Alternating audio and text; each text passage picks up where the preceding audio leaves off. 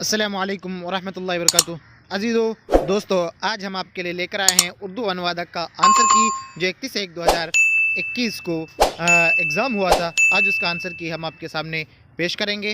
तो आप वीडियो में बने रहें और अंत तक ज़रूर बने रहें, और उसके साथ साथ लाइक कमेंट शेयर ज़रूर करें। वीडियो अच्छा लगे तो सब्सक्राइब भी ज़रूर करें। तो चलिए शुरू करते हैं। तो पहले ये जो है, सबसे पहले आपको बता दूं कि जो है ये एग्ज़ाम के लिए क्वेश्चन पेपर नहीं दिया गया था। क्वेश्चन और एग्ज़ाम की कॉपी दोनों एक साथ में लिया गया है, तो इसीलिए क्वेश्चन पेपर नहीं था। तो हमारे एक बहुत ही मेहनत कश हमारे भाई, एक हमारे बहुत मेहनत कश दोस्त ने इन सारे क्वेश्चन को फ़राहम करने में हमारी मदद की, तो उसका शुक्रिया अदा करना चाहूँगा सबसे पहले। तो चलिए, पहला जो क्वेश्चन आपका, शाद निम्वी की मशहूर मसनवियों का नाम बताएं। ये शाद की मशहूर मसनवी और किसकी, निम्वी की मशहूर मसनवी। तो शाद की मशहूर मसनवी का नाम क्या है? नाला शाद। क्या है दोस्तों? नाला शाद। और निम्वी की मशहूर मसनवी क्या है? सूज़ व गदाज और नगमे राज या दर्द जुदाई सुबह वसाल जो है ये निम्वी की है। चलिए अगला क्या है देखते हैं। अगला क्वेश्चन क्या था?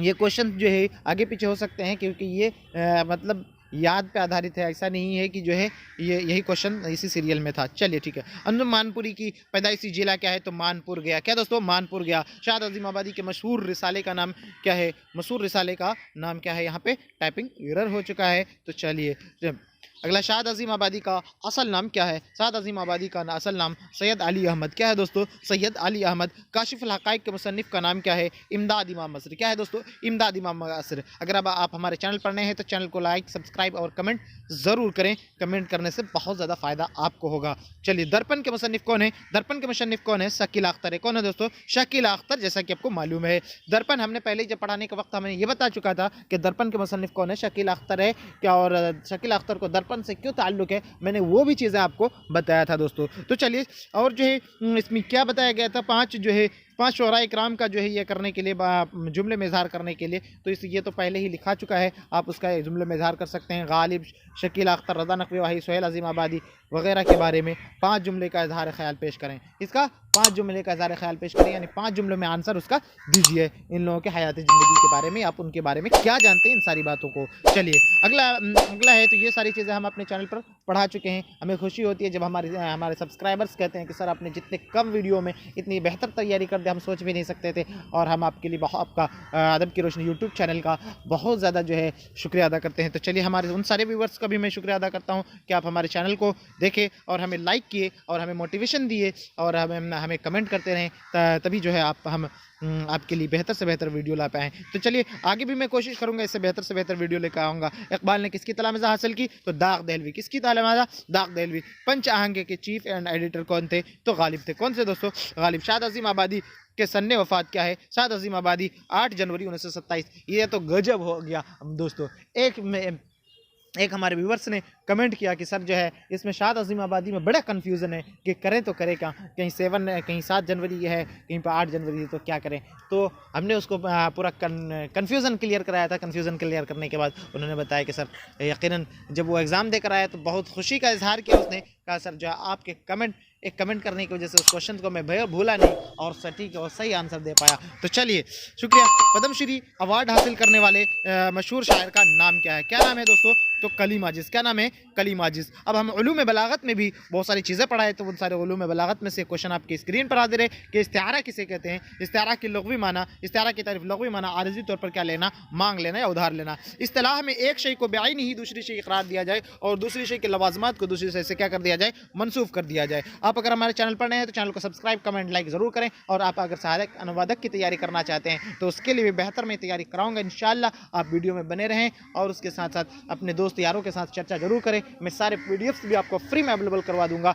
उसके लिए कोई मैं शुल्क और कोई जो एक्स्ट्रा चार्जेस मैं नहीं लूँगा, मैं आपसे वादा करता हूँ। चलिए अगला है सनात तज़ाद। तज़ाद से क्या मुराद है? सनत तज़ाद से क्या मुराद है? सनत तज़ाद, शेर में ऐसे लफ्ज़ लाए जाएँ जो माना में एक दूसरे की ज़िद हो। तज़ाद का मतलब ही हम क्या समझ रहे हैं? ज़िद। क्या समझ रहे हैं? ज़िद। तो एक दूसरे की ज़िद हो। शेर के लुग़वी माना क्या है दोस्तों? शेर के लुग़वी माना किसी चीज़ को बारीक चीज़ को जानना, किसी बारीक चीज़ को क्या करना, जानना। अब जानते हैं तलमीह क्या है। ये भी क्वेश्चन आपका आया था, तलमीह किसे कहते हैं? तो आइए हमने उसका लिए क्या है, किसी मशहूर किस्से या वाक़े या किरदार या शख्सियत के ज़रिए किसी बात की तरफ इशारा किया जाए तो उसे हम क्या कहते हैं? तलमीह कहते हैं।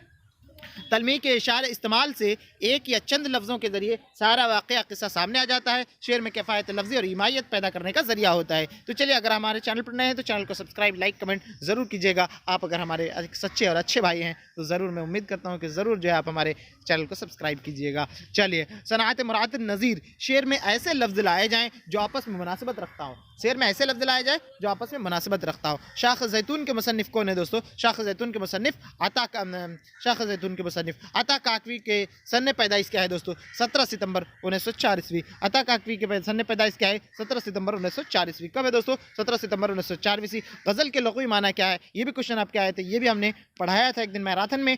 गज़ल के लुग़वी माना है औरतों से बात करना या माशूक से गुफ्तगू करना। और इस्तिलाह में लुग़वी माना पूछा था, अगर आपने यहीं तक लिख दिया तो बस काफ़ी है, लेकिन हमने इस्तिलाह भी यहाँ बता दिया। इस्तिलाह में गज़ल से मुराद वो सिन्फ़ नज़्म है जिसका हर एक शेर मज़मून, हर शेर अलग मज़मून का हामिल है और उसमें इश्क और आशिकी की बातें बयान की जाती हो। अगला क्वेश्चन है, ये भी हमने पढ़ाया था आपको, मरसिया किसे कहते हैं? मरसिया, तो मरसिया कहते हैं, मरसिया का अरबी ज़बान का लफ्ज़ रसा से बना है। किससे? सना नहीं, यहाँ रसा होना चाहिए। क्या? रसा से बना है, जिसके माने रोने और मातम करने के हैं। इस्तिलाह में मरसिया उस नज़्म को कहते हैं जिसमें मरने वालों के औसाफ बयान किए जाएँ और उसके अमवात और उसकी मौत के रंज व गम का इजहार किया जाता है। रुबाई, और अगला क्वेश्चन आपका था कि रुबाई में कितने मिसरे होते हैं? तो रुबाई में 4 मिसरे होते हैं, जैसे कि हमने आप लोगों को पहले बता चुका था।